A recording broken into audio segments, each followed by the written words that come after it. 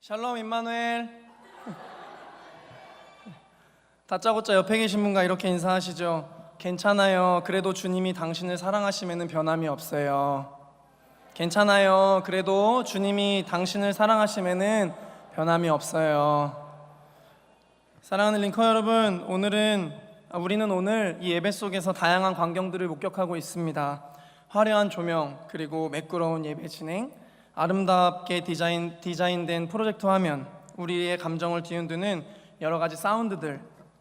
여러분은 이 예배에서 지금 이 시간에 도달하기까지 무엇을 보셨습니까? 골라 먹는 재미가 있는 아이스크림집이 있습니다. 내 마음에 드는 것만 골라 먹을 수 있는 아주 좋은 장점을 가지고 있습니다. 내가 별로 선호하지 않는 것이라면 그냥 시식 정도만 해보고 고개를 좌우로 흔들 수도, 그리고 갸우뚱할 수도 있습니다. 그렇다면 오늘 여러분 이 예배는 어떠십니까? 마음에 드십니까? 여러분들의 오감을 자극하는 이 예배에서 어떤 부분이 마음에 들어서 그 부분을 골라 잡으셨습니까? 혹은 어떤 부분이 마음에 들지 않아서 시식 정도 해보고 고개를 좌우로 흔드셨습니까? 아니면 습관적으로 참여해서 익숙하기 때문에 신선한 자극이 없으셨습니까?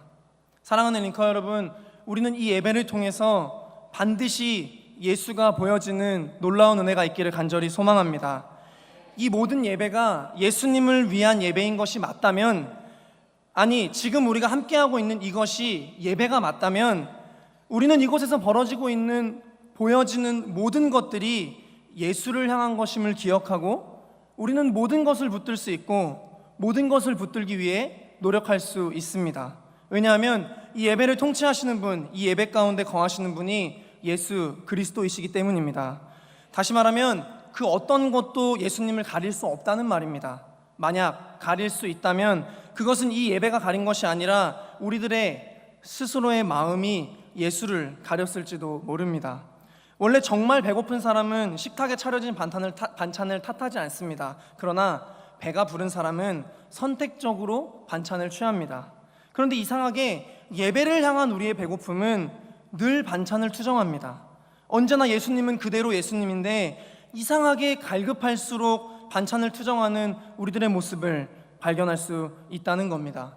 잘못된 배부름과 잘못된 배고픔의 모습을 우리가 하고 있는 것은 아닌지 우리의 마음을 잘 점검해 볼 필요가 있습니다. 주먹을 쥐고 오른손을 들어보시고 저를 한번 따라서 고백해 주시면 감사하겠습니다. 주님, 전심으로 주님을 바라보겠습니다. 전심으로 주님을 붙들겠습니다. 아멘. 이 예배가 고백대로 되어지기를 정말 간절히 소망합니다. 그래서 이 예배가 여러분들이 예수님을 더욱더 사랑하게 되는 그런 예배가 되길 소망합니다. 저는 지난 한 주간 35명의 링커들과 함께 말레이시아 사라왁 지역으로 비전 트립을 다녀왔습니다. 이 비전 트립 기간 중 정말 놀라운 경험을 하게 되어서 소개를 드리고 싶습니다. 비전 트립 셋째 날 버스로 이동을 하다가 버스가 들어갈 수 없는 비포장길이 나와서 그 지점에서부터 약 2시간을 찌푸차로만 이동해야 하는 그런 상황이 있었습니다. 갑자기 버스에서 찝차로 이동을 하게 되니까 차량이 모자라게 되는 상황이 와서 선교사님께서 급하게 찝차 한 대를 구하셨고 그 찝차에 트렁크에 남자 5명이 힘차게 올라탔습니다. 그런데 뭔가 이상했습니다.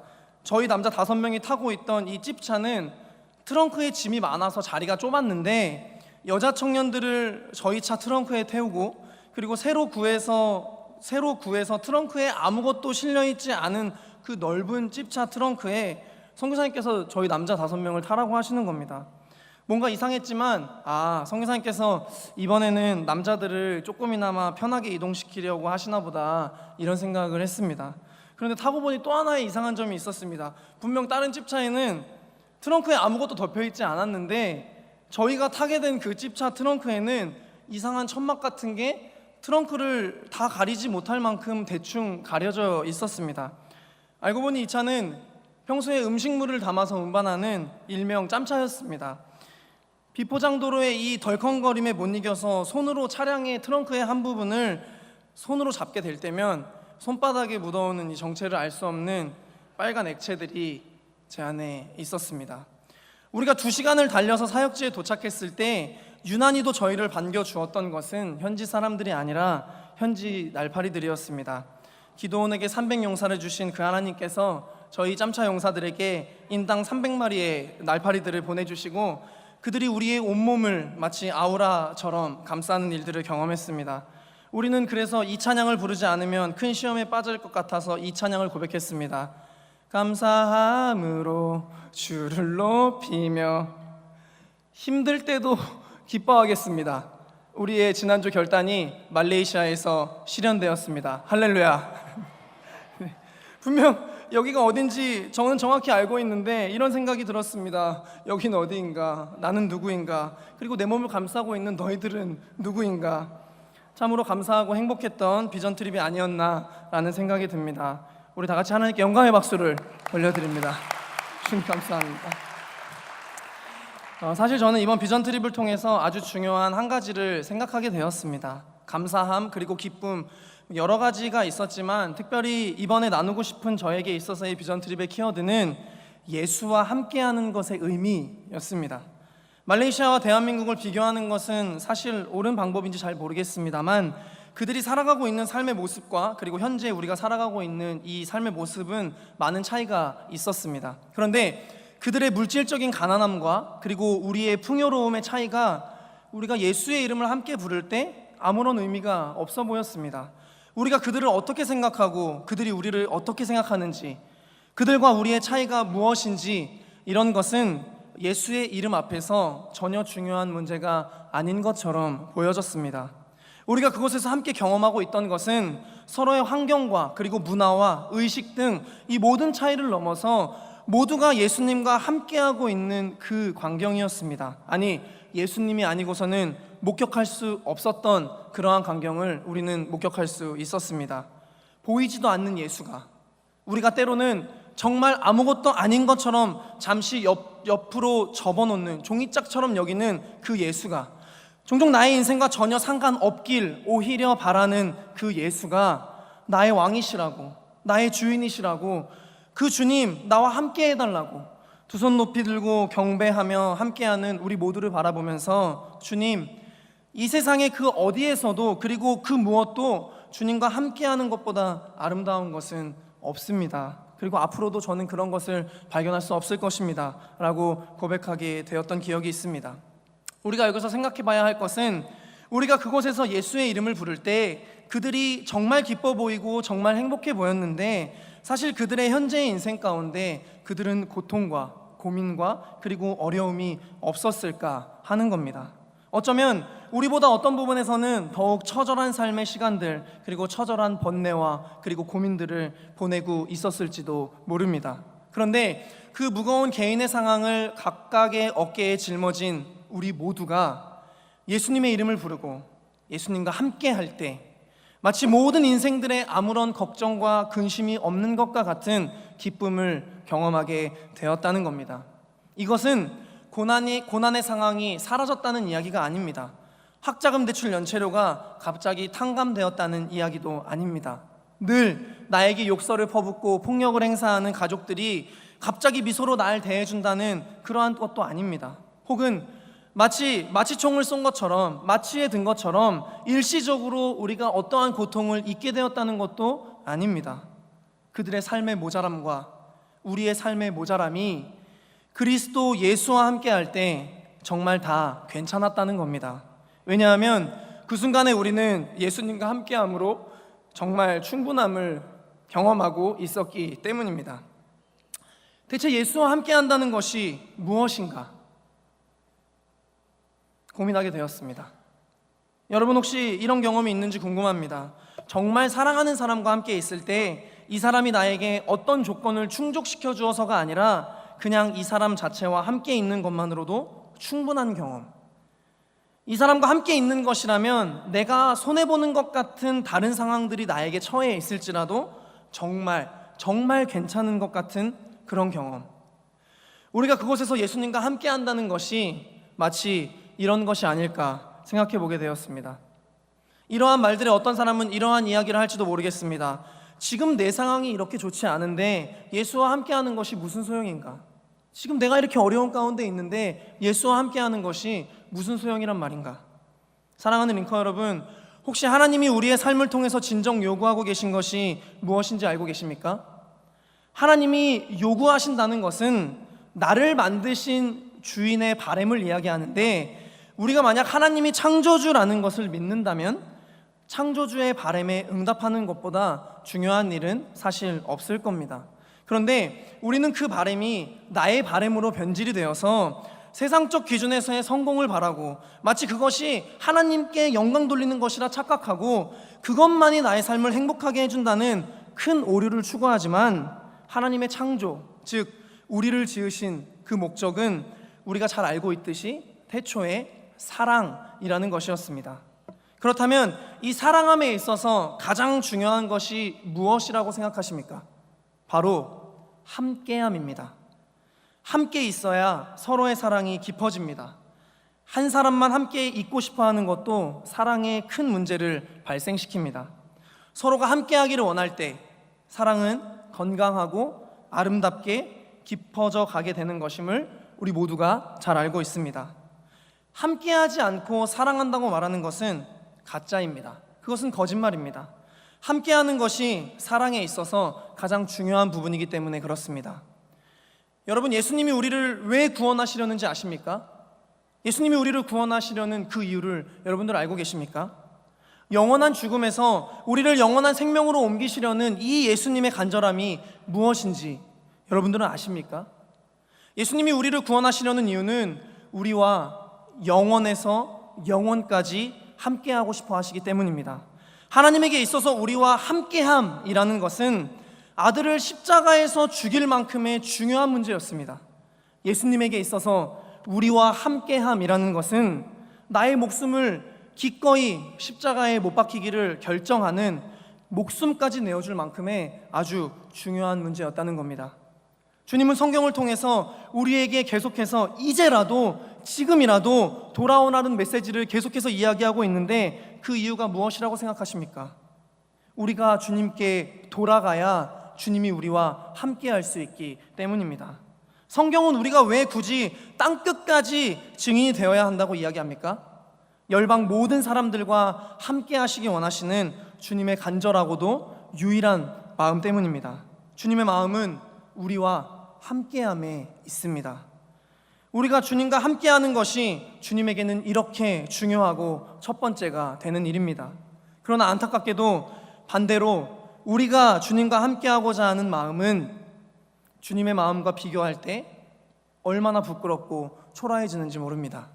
만약에 우리가 내 삶이 이런데, 나는 불행한데 예수가 무슨 소용이야 라고 이야기한다면, 그것은 우리가 이미 본질적인 창조주의 목적을 상실해버린 잘못된 삶의 방향에 서 있다는 뜻일지도 모르겠습니다. 그렇다면 이런 질문도 있을 것 같습니다. 난 예수와 함께 하는데도 전혀 괜찮지 않던데, 내 삶은 늘 불행하고 내 삶은 늘 어두운 뿐인데 나도 예수님과 함께하고 있는 걸, 대체 예수와 함께하면 괜찮다는 게 무슨 의미인가? 맞습니다. 예수님과 함께하는 것이 전부가 아닙니다. 성경에 보면 예수님과 함께했던 많은 사람들의 이야기가 기록되어 있습니다. 예수님의 제자들, 바리새인들, 서기관들, 수많은 군중들, 죄인과 세리들, 모든 사람이 예수님과 함께 했는데, 안타깝게도 우리들처럼 예수가 뭐 대수야, 예수가 무슨 소용이야, 대체 뭐가 괜찮아진다는 거야 라고 비아냥거렸던 사람들이 아주 많았습니다. 그러니 예수를 못 박았던 것이죠. 바리새인들, 예수님과 함께 있는 시간이 너무나 많았던 자들이었습니다. 예수를 예의주시했습니다. 그러나 늘 예수의 반대편에 머물러 있었습니다. 심지어 베드로는 수제자라는 칭호를 얻은 자였음에도 예수님이 신문을 받던 이 브라이도리온이라는 그 뜰에 함께 있었음에도 나는 예수를 알지 못하노라 라고 3번 부인하는 사건이 일어났습니다. 여러분, 우리가 예수를 모릅니까? 우리가 예배를 안 드립니까? 우리가 찬양을 안 부릅니까? 우리도 늘 예수와 함께 있다고 자부하는 사람들입니다. 그런데 예수와 공간적으로 함께 있는 것이 중요한 것이 아니라 예수와 어떤 마음으로 함께 있느냐가 중요한 것입니다. 예수와 함께 있을 때 내가 이곳에서, 예수와 함께 있는 이 공간에서 내가 어떤 고백을 드릴 수 있느냐, 이것이 중요한 겁니다. 연인이 다들 함께 있다고 행복합니까? 안타깝게도 아닙니다. 많은 사람들이 경험하듯이 함께 있음에도 불행을 경험하기도 합니다. 이유는 하나입니다. 서로의 마음의 방향성이 다르기 때문입니다. 함께 있지만 마음이 자신을 향해 있습니다. 마음이 다르면 남들이 부러워할 만한 좋은 공간에 있어도, 혹은 아무리 맛있는 음식을 먹어도 행복하지 않습니다. 마음이 다르면 함께함의 행복이 사라지기 마련입니다. 다른 생각이 들고 다른 것에 집중하게 됩니다. 그러나 서로의 마음이 서로를 향하고 있을 때, 서로의 마음의 방향성이 일치할 때 함께하는 것은 엄청난 행복을 만들어냅니다. 마음이 같을 때는 라면 하나를 나눠 먹어도 행복한 것이 진정한 의미의 함께라는 것입니다. 예수님과 함께하는 것도 마찬가지입니다. 내가 비록 예배를 드리고 있지만 나의 마음이 예수님을 향한 마음이 아닌 나를 향한, 혹은 다른 마음들로 집중되어 있다면 우리의 입술에서는 대체 예수와 함께하는 것이 어떤 의미가 있다는 거야? 에서 머물 수밖에 없습니다. 대체 저 사람들은 왜 저렇게 찬양을 하고, 왜 뛰고, 왜 웃고, 왜 눈물을 흘리는 거야? 대체 뭐가 충분하다는 거야? 라고 이야기할 수밖에 없습니다. 신기합니다. 같은 공간에서 같은 것을 보고 같은 것을 경험하고 있는데 우리는 다른 마음을 가지고 있습니다. 그러나 그것은 비정상적인 반응은 아닙니다. 지극히 당연한 현상입니다. 그만큼 우리의 마음이 주님과 함께하지 못하고 있다는 이야기입니다. 여러분, 바울과 실라를 아십니까? 이들을 살펴보십시오. 예수를 전하다가 신고를 당해서 온몸을 움직일 수 없을 만큼 매를 맞고 감옥에 갇혔습니다. 아니, 이 정도면 예수님과 함께는커녕 예수님을 버린다고 해도 누가 그들에게 돌을 던질 수 있겠습니까?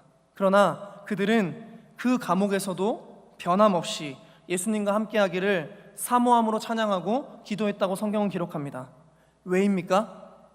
바울과 실라에게 있어서 예수님과 함께하는 것이 그들에게는 가장 행복한 순간이기 때문입니다. 바울과 실라는 우리가 여기서 찬양할 때 하나님이 우리를 탈출시켜 주실 거야, 우리가 이 감옥에서 기도할 때 하나님은 우리를 건져 주실 거야 라는 마음이 아니었습니다.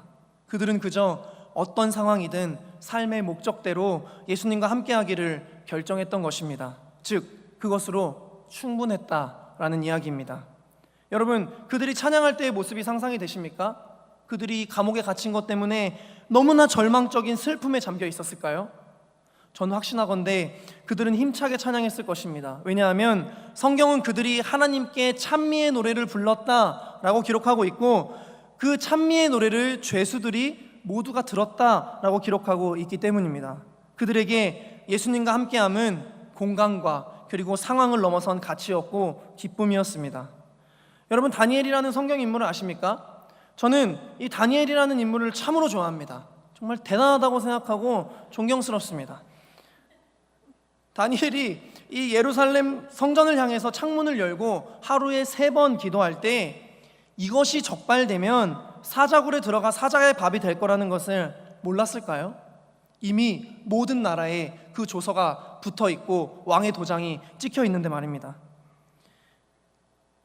창문이라도 닫고 기도를 하면 걸리지 않을 수도 있는데, 성경에 보면 다니엘이 하필 창문을 열어놓고 기도해서 걸리기에 딱 좋은 최악의 상황을 만든 것을 우리는 성경을 통해 확인할 수 있습니다. 그러나 다니엘에게 중요한 삶의 목적은 자신이 어떤 성공적인 상황에 도달하는 것이 아니라 내가 어떻게 하면 이것을 피할 수 있을까, 내가 어떻게 하면 이 상황을 넘어설 수 있을까, 이런 것이 아니라 하나님과 함께하는 것이었기 때문에 상황과 상관없이 하나님과 함께함을 선택한 것입니다. 사람은 늘 자신에게 있어서 최고의 선택을 하려고 애쓰지 않습니까?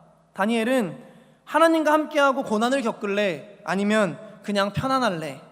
이 질문에 당연히 하나님과 함께함이지 최고의 선택을 할 수 있었습니다. 그에게 있어서 하나님과 함께한다는 것은 그런 의미였습니다. 제가 말레이시아 사람들과 예배를 드릴 때 그들의 얼굴에서 참된 평안을 느낄 수 있었던 이유가 무엇이었을까요?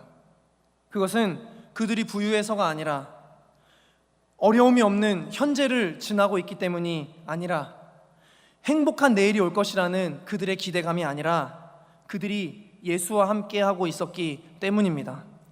예수와 함께함을 사모하고 있었기 때문입니다. 사랑하는 링커 여러분, 어려움이 없기를, 좋은 환경에 처하기를 여러분들의 인생의 목표로 삼지 마십시오. 인간의 인생은 절대 만족할 만한 상황에 처할 수 없기 때문입니다. 이 상황만 벗어나면 이제 다 잘 될 거야 라는 마음으로 버티며 그 상황에 목매며 사는 그런 인생이 되지 마십시오.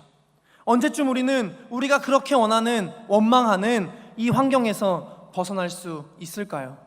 여러분이 벗어나기 원하는 그 환경에서 언제쯤 벗어날 수 있을까요?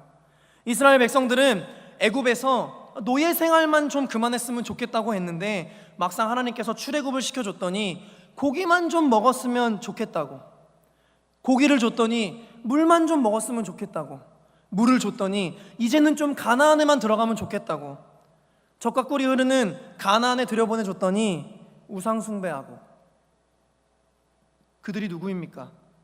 천하의 이스라엘 백성, 하나님이 택하신 백성 아닙니까? 근데 왜 그들은 늘 광야라는 무거운 짐을 지고 살아야만 했을까요? 예수님은 어떻습니까? 아무런 잘못이 없는데 매일 공격받는 인생이 예수님의 인생이었습니다. 우리가 예수를 믿지만 그럼에도 불구하고 인정해야 하는 것은 우리는 삶이 다하는 순간까지 우리의 마음을 어렵게 하는, 원하지 않는 상황을 만나게 될 것이라는 겁니다. 이건 싫고 좋고의 문제가 아닙니다. 여러분들의, 저의 믿음의 문제도 아닙니다. 마치 그런 환경이 나의 인생의 한 부분인 것처럼 인정하고 살아야 한다는 겁니다. 꼭 나만 쫓아다니는 것 같은 이 어려움의 사건들이 우리의 인생과 분리시킬 수 없는 영역이라는 것을 인정해야 합니다. 마음이 불편해지시는 분들도 있을 겁니다. 예수님을 잘 믿으면 잘 되는 거 아니었나요? 예수님을 잘 믿으면 고난이 사라지는 거 아니었나요? 성경을 보십시오. 그 어디에도 한 인생이 탄탄대로를 살아간 기록이 없습니다. 무슨 소리예요? 요셉은 총리가 되었지 않습니까? 네, 총리가 되었습니다. 대단한 일이죠. 그런데 그가 어린 시절에 노예로 팔려간 거 기억나십니까? 그가 보디발 장군의 아내에게 성폭행범으로 모함을 받아 감옥살이를 해야 했던 것, 어떻게 된 겁니까? 그의 인생이 하나님으로 인해 탄탄대로였습니까? 사랑하는 링커 여러분, 하나님을 믿는다는 것이 무엇일까요? 하나님을 믿는다는 것은 부적도, 그리고 문제를 해결하는 능력자를 소환하는 것도 아닙니다. 하나님을 믿는다는 것은 모든 것이 가능하신 그분이 나의 인생에 레드카펫을 펼쳐주시는 것이 아닙니다. 하나님을 믿는다는 것은 하나님이 살아계신 것과 그 살아계신 하나님이 나를 떠나지 아니하시고 나와 영원히 함께 하심을 믿고 행동하는 것입니다. 그래서 비록 우리의 인생에 끊임없는 고난의 환경들이 우리를 짓누르지만 나를 사랑하시는 예수님과 함께하는 것을 삶의 목적으로 삼고 함께한다는 것만으로도 그 모든 부정적인 감정을 넘어설 수 있는 근육을 갖게 되는 것이 하나님을 믿는 것입니다.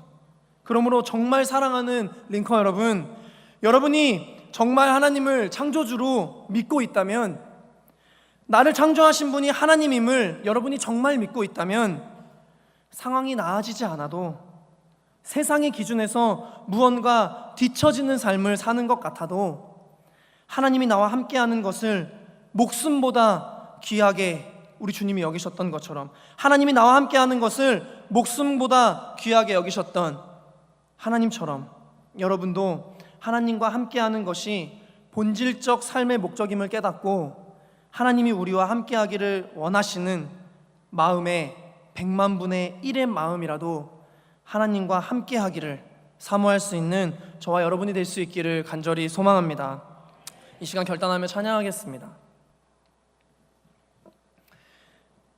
여러분, 저에게 있어서 주님과 함께한다는 것은 처한 상황이 어떠하든 주님의 존재를 잊지 않고 인식하며 살아가려는 삶을 이야기합니다. 주님을 인식할 때 주님과 함께함이 느껴지고 모든 것이 가능하고 충분함을 느끼게 되는 그런 순간들이 있습니다. 여러분들에게 있어서 주님과 함께함은 무엇입니까? 누군가에게는 예배를 빠지지 않는 일이 될 수 있습니다. 누군가에게는 사역의 자리를 지키는 일이 될 수도 있습니다. 누군가에게는 꾸준히 기도하는 일이 될 수도 있습니다. 그리고 누군가에게는 감사하는 일이, 누군가에게는 찬양하는 일이 될 수도 있습니다. 여러분에게 있어서 주님과 함께함은 무엇입니까? 잠깐 한번 생각해 보시기 바랍니다.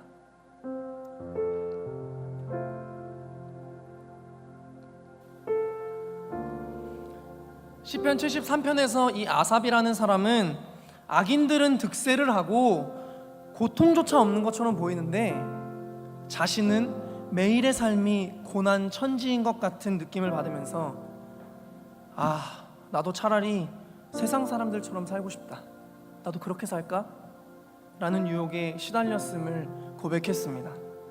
그러나 시편 73편 23절에 그런 모든 상황들과 연약한 감정들을 끌어안은 채 그럼에도 불구하고 내가 항상 주와 함께하니 주께서 내 오른손을 붙드셨다 라고 삶을 돌아보며 고백합니다. 우리가 주님과 함께하기를 최고의 가치로 여기고 선택할 때 주님은 성경의 약속대로 반드시 그의 오른손으로 우리를 붙드십니다. 그러므로 성취, 환경, 결과들을 목적으로 삼지 않는 여러분이 되었으면 좋겠습니다. 그것은 본질적으로 하나님이 우리를 창조하신 목적과 어긋나는 일이기 때문입니다. 성공을 목적으로 삼을 때 우리는 그만큼을 이룰 수 있게 됩니다.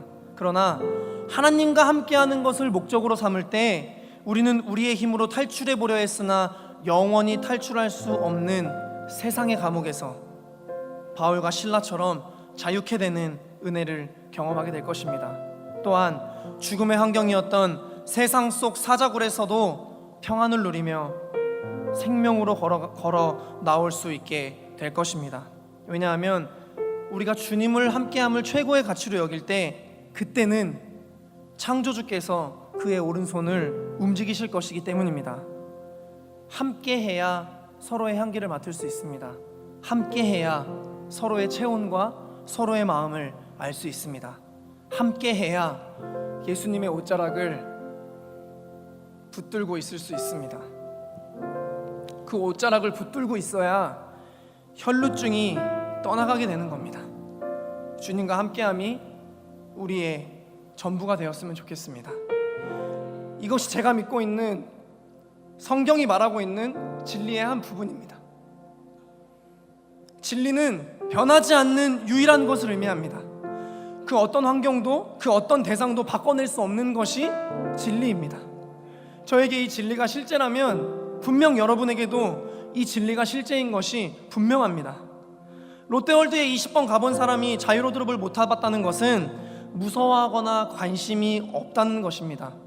우리가 예수와 함께함의 맛을 경험해보지 못했다는 것은 그만큼 도전해보지 않았거나 그만큼까지 관심이 없었던 것입니다. 이제 여러분 차례입니다. 경험은 항상 도전에서 시작됩니다. 도전하는 자만이 경험할 수 있습니다. 우리가 하고자 하는 결단이 마치 그런 겁니다. 도전입니다. 우리의 출사표를 던지는 시간입니다. 링커 여러분 중 나는 하나님과 함께하기를 사모하겠다고 결단하시는 분, 나의 삶의 목적을 하나님과 함께함으로 결정하시는 분은 가슴에 손을 올리셔도 좋고 한 손을 드셔도 좋습니다. 물타기는 하지 마십시오.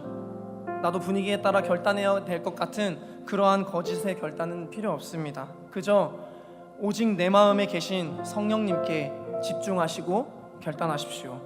여러분의 오른손을 붙들고 계신 주님과 나와의 관계에만 집중해 보십시오. 혹 우리의 지금의 결단이 실패할지도 모르지만 반대로 혹 우리의 이 결단이 우리의 인생을 바꿀지도 모른다는 이 놀라운 사실을 마음에 꽉 붙드십시오. 우리는 할 수 있습니다. 우리 모두가 하나님과 함께하는 은혜를 누리게 되는 축복된 삶이 되기를 간절히 소망합니다. 함께 찬양하겠습니다.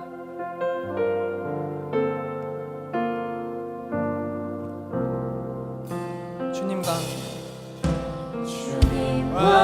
함께하는 이 고요한 시간, 주님의 보좌 앞에 내 마음을 쏟네. 모든 것 아시는 주